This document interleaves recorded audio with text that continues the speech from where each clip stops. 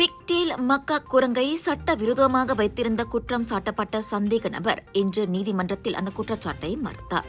கடந்த ஜூலை 2ஆம் தேதி பத்துமோடா பிடிஆர் குடியிருப்பு பகுதியில் உரிமம் இன்றி குரங்கை வைத்திருந்ததற்காக உயிர் பாதுகாப்பு சட்டத்தின் கீழ் சம்பந்தப்பட்ட ஆடவர் மீது குற்றம் சாட்டப்பட்டது.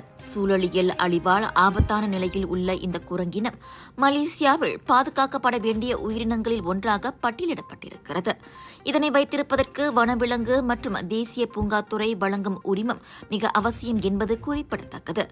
இதனிடையே இந்த குற்றம் நிரூபிக்கப்பட்டால் அதிகபட்சம் 50,000 ரிங்கிட் அபராதமும் 3 ஆண்டுகள் சிறை தண்டனையும் விதிக்கப்படும் என்று எதிர்பார்க்கப்படுகிறது. இந்நிலையில் இந்த வழக்கு நவம்பர் 15ஆம் தேதி மறுபரிசீலனைக்காக நிர்ணயிக்கப்பட்டிருக்கிறது.